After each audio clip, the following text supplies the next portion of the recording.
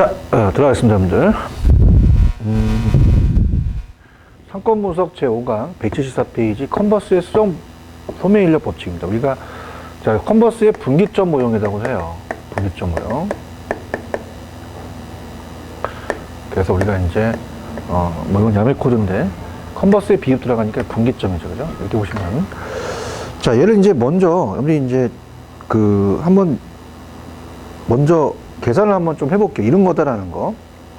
분기점을 처음에 경계를 처음으로 구분한 학자는 네일이고요.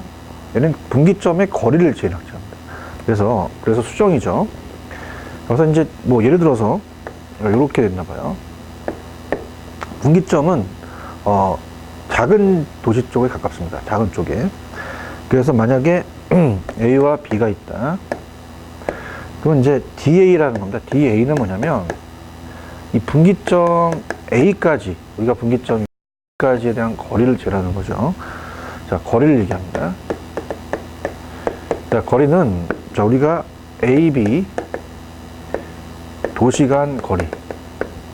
전체 거리죠. 전체 거리가 이제 올라가요. 올라가서 이제 만약에 얘가 전체가 8km다.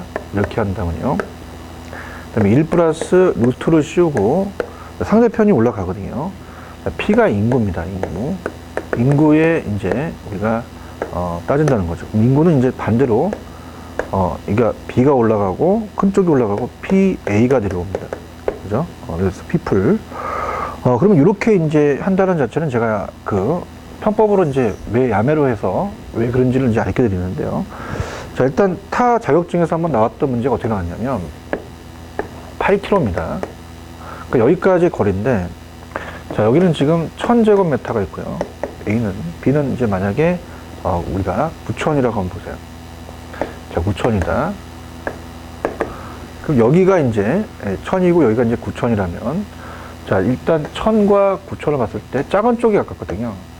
그럼 이쪽에 봤을 때 우리가 오지선다로 나온다면 8km에 반은 4죠. 4 넘어서 찍으셔야죠. 4 넘어서 찍으면 안 되겠죠. 그 안쪽이 이제 정답이 되겠죠. 자, 그러면 요걸 이제 X라고 본다면 전체 8은 알고요.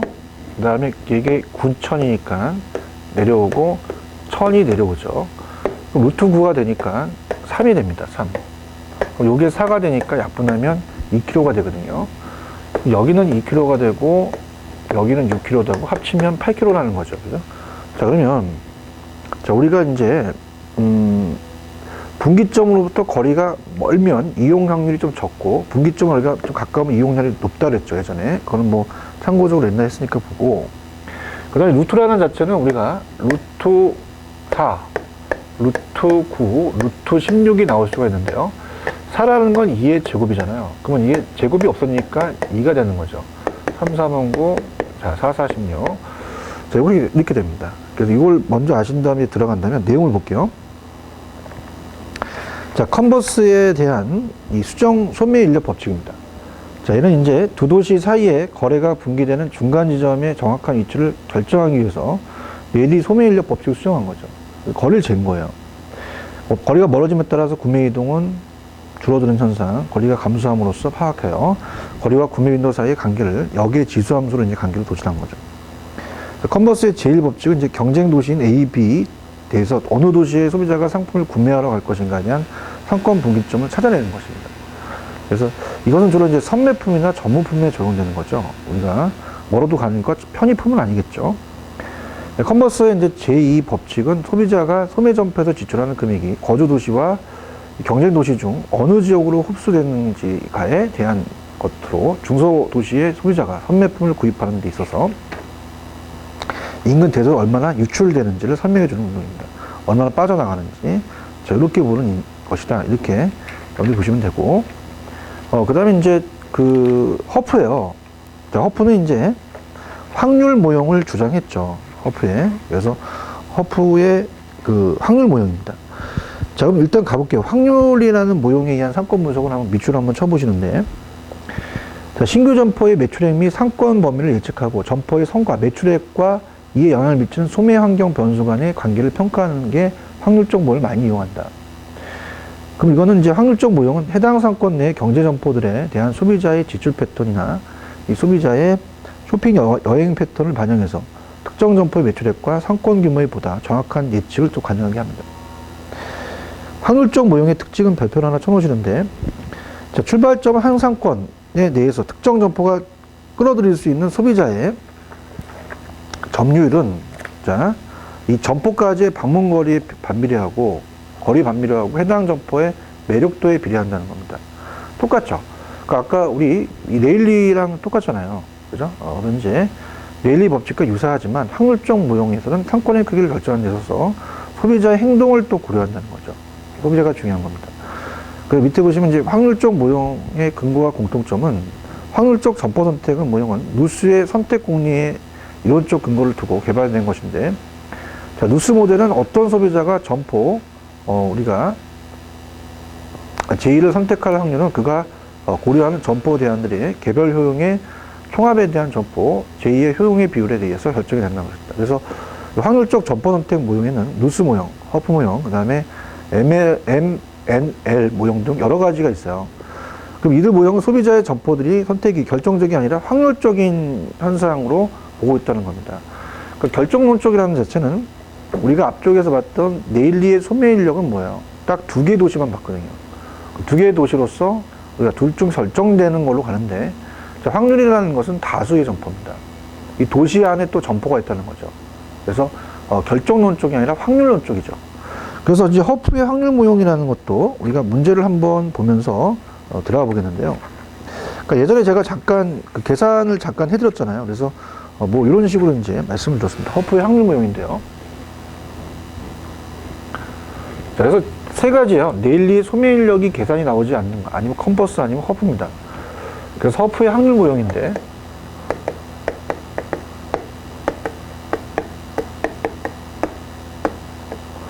자, 허프니까 히읗이 들어가죠. 결정론 쪽이 아니라 확률론 쪽이다.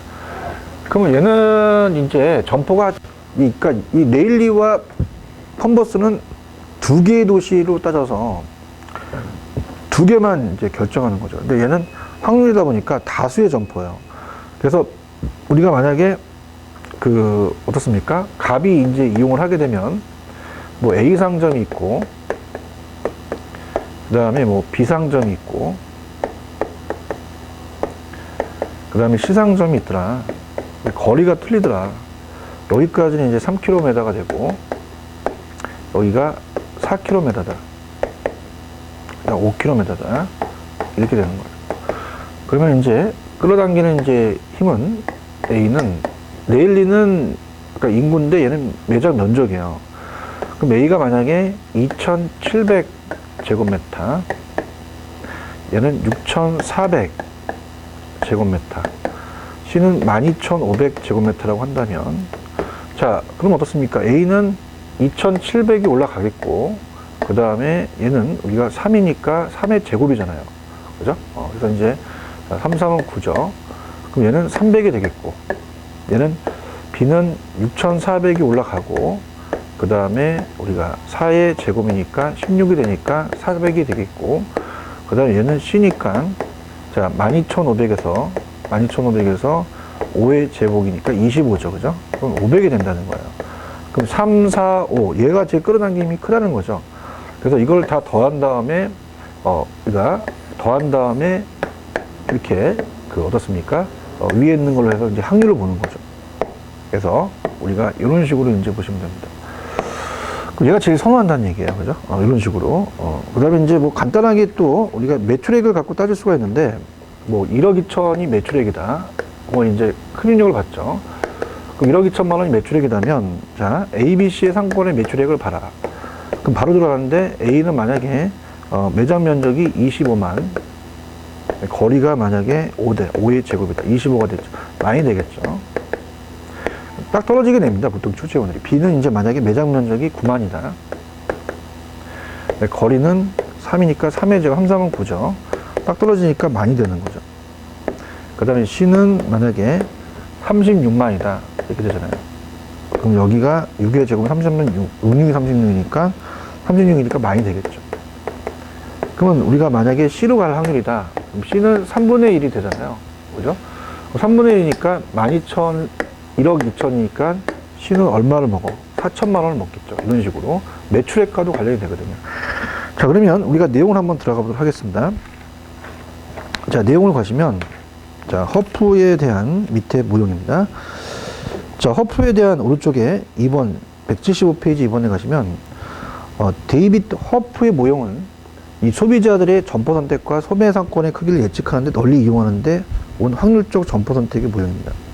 그래서 이 네일리나 컨버스의 이론, 즉 상권의 경계선 모델은 지역이나 도시 단위입니다. 그래서 고객 흡입력이 각각 지역의 인구 규모에 의해서 결정이 된다는 것의 경험 법칙인데, 아까 레일리는 레인비라고 그랬잖아. 레일리는 인구에 비례. 근데 허프는 도시 내 또 소비자의 공간적 수요 이동과 그 다음에 각 상업 중심지가 포괄하는 상권의 크기를 측정하기 위해서 거리 변수 대신엔 거주지의 점포까지 교통시간을 이용해서 모형을 전개합니다. 이 교통시간이 이제 전문적인 용어는 이제 마찰 계수라고 하는데요. 그럼 가정을 보시면 이 소비자의 특정 점포에 대한 효용은 점포의 크기와 점포까지의 거리 또는 시간에 대한 차고죠. 시간 거리를 얘기를 해요, 허프는. 즉 소비자 점포에 대한 효용은 점포의 매장이죠. 매장. 얘는 인구가 아닙니다. 매장 크면 클수록 증가해서 매장에 비례하고 점포까지 거리에는 반비례하죠. 거리는 멀수록 또는 시간이 많이 걸릴수록 감소한다는 얘기예요. 그래서 이 허프 모형의 주요 내용은 이제 밑줄만 쳐보시면, 소비자는 지역 내 여러 상업 집적이 자신에게 제공하는 효용이 상대적으로 큰 것을 비교해서 점포를 선택합니다. 효용의 상대적 크기를 상업 직접의 면적 규모와 소비자의 거주지로부터의 거리가 따라 결정한다는 거죠. 그 모델을 제시했는데, 다시 말하면 거리가 가깝고 매장 면적이 큰 점포가 그 효용을 준다는 얘기예요. 그러면 우리가 넘겨보시면 이제 예상 매출액에 대한 추정 절차라는 게 있죠. 맨 끝에 보시면, 자, 이 모형에서는 신규 점포의 예상 매출액은 특정 지역의 잠재 수요의 총합, 그리고 특정 지역으로부터 계획지 흡입률, 또한 허프의 모델에서 지역별 상품의 잠재 수요, 지역 인구 또는 세대수 곱하기 업종별 또는 점포별 지출액을 구한다. 그냥 이렇게 보면 돼요. 그냥 1억 2천은 그냥 3분의 1, 1억 2천에서 4천이다. 뭐 이런 식으로 구한다는 거. 그렇게 보시면 되고, 자, 허프 모형의 평가라는 것은, 허프는 특정 점포의 매력을 점포의 크기만으로 측정하는 데 문제가 있다. 즉, 허프 모델은 점포 매력도의 점포 크기 이외에 지급 상품의 가격 판매원, 종업원이 간다는 거죠. 판매원의 서비스라는 게 중요하고, 다른 요인들로부터 영향을 많이 받다는 거죠. 점을 고려하지 않았죠. 그래서 이후 이제 수정 모형, 허프의 수정 모형이 나옵니다. 그래서 점포 크기 이외에 점포의 이미지, 관련 변수, 대중교통선에 이용 가능한 점포 매력도에 영향을 미치는 여러 변수들에 추가해서 예측을 해서 우리가 어떻습니까? 개선하고 있다는 거죠. 예측력을. 그래서 이제 수정 허프 모형은 이제 일본의 통상성이 고안해서 상업 조정에 실제로 이용하고 있는 소비자의 어느 상업지에서 구매하는 확률은 그 상업 집적의 매장 면적에 비례하고 그곳에 전달되는 거리 제곱에 반비례한다. 공식화한 거죠. 그러니까 우리가 소매인력 법칙하고 내용을 본다면 좀 이게 이제 타 자격증에서 이제 계산 문제가 나오면 얘는 이제 마찰 계수라는 걸 써요. 자, 이거 제가 한번 강의를 해볼게요. 자, 그래서 이제 아까 이 레일리는 이 제곱이죠, 무조건. 근데 얘는 이걸 전문 용어가 마찰 계수입니다. 그래서 어떤 거리적인 것보다는 시간 거리를 얘기를 하거든요. 그래서 여러 가지 이제 소비자가 선택하려면 여러 가지 이제 유통의 장애 요인이 있다는 얘기죠.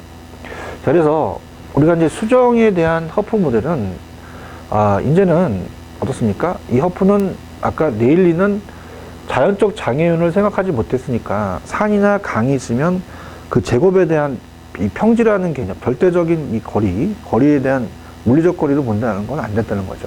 그래서 마찰 계수가 있어서 우리가 그만큼 여러 가지 장애 요인을 따진다는 거죠. 근데 수정 이미지 계수에 대해서 수정 이제 허프에 대한 이 일본에서 말하는 이 수정 허프의 모델은, 자, 이제 산이 있으면 도로를 뚫고요. 그 다음에 터널을 뚫고 그 다음에 이 강이 있으면 다리를 만든다는 거죠. 그래서 저 이렇게 옛날에 얘기했어요. 소매인력 법칙. 자, 네일리의 소매인력 법칙은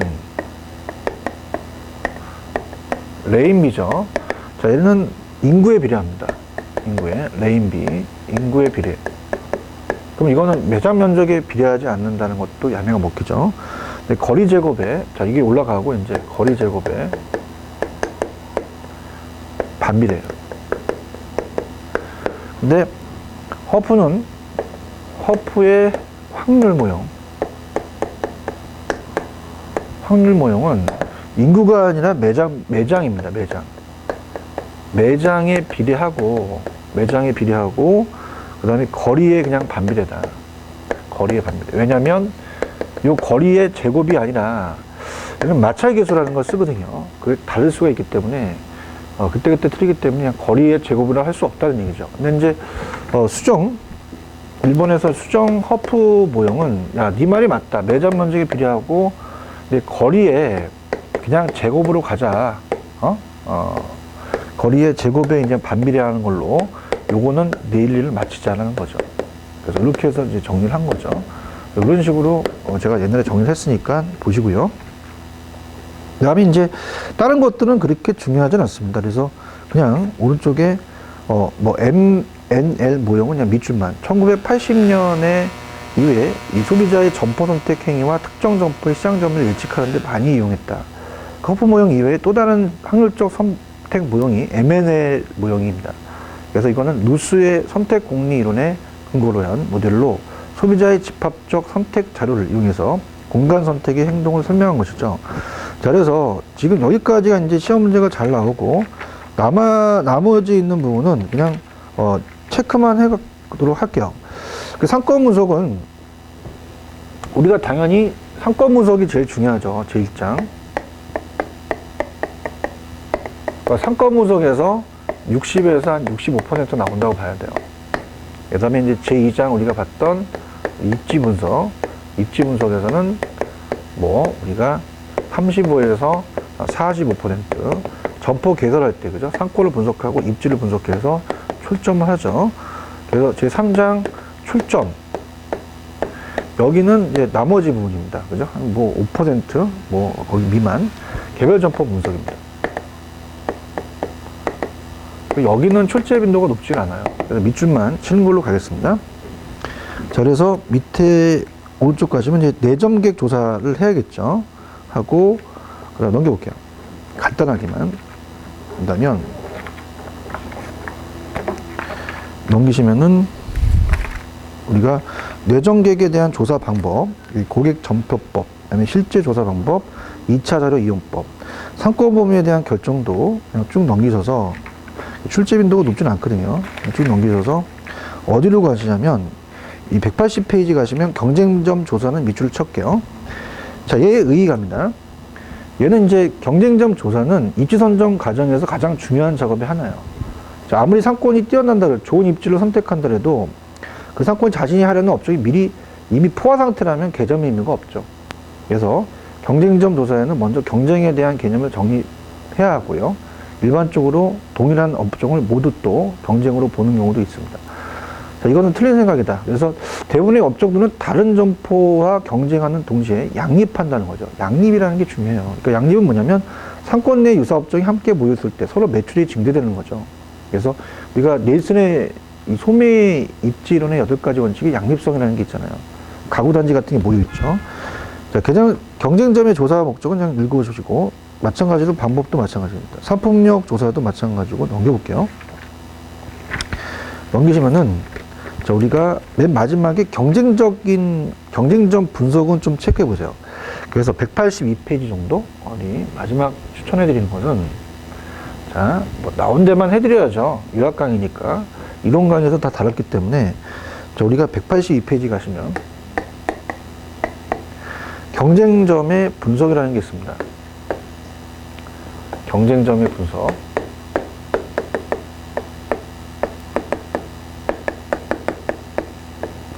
자, 그래서 우리가 양가로 2번에 가시면 차별화와 양립이에요. 차별화와 양립. 차별화와 양립. 요게 이제 중요합니다. 여기다 이제 별표를 한 3개 정도 쳐놓으세요. 차별화하고 양립이라는 게 참 중요하죠. 그래서 차별화라는 건 다른 점포와 다른 우리 점포만의 특징을 개발하고 내세우는 겁니다. 그래서 차별화시키는 거죠. 그래서 경쟁점에 대한 가장 효과적인 대책은 경쟁하지 않는 것, 싸우지 않고도 이기는 거죠. 여기서 경쟁하지 않는 것이라는 것은 경쟁 상대와 전혀 다른 것을 실현하는 것을 말합니다. 따라서 경쟁을 하는 것이 아니라 경쟁 상대와의 그 양립성을 강화시키는 거죠. 그래서 우리가 그 경합하면서도 양립하여 공존하는 상태로 만들어가는 겁니다.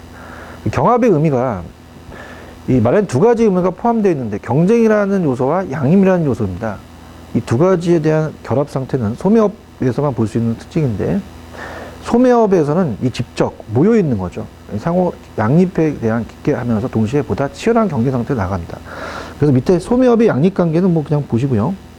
양립성을 높이기 위한 이 상품 세분화의 단계는 별표를 2개 정도 쳐놓으세요. 여기가 이제 굉장히 중요한데, 자, 단지 업종이 같다는 이유만으로 경쟁 의식을 갖는 경우가 많으나 상품 세분화 분석 결과 취급 품목이 다르다면 경쟁점 관계라기보단 양립점의 관계라고 할 수 있습니다. 그래서 앞쪽에서 제가 얘기했지만 정육점이라도 뭐 A점은 우육, 그죠? B점은 돈육, 그 다음에 C는 게, 그러니까 우리가 개육, 닭, 그죠? 그래서 소고기, 소고기, 돼지고기, 닭고기, 이 A, B, C의 세 개의 점포는 서로 양립점의 관계에 있는 거죠.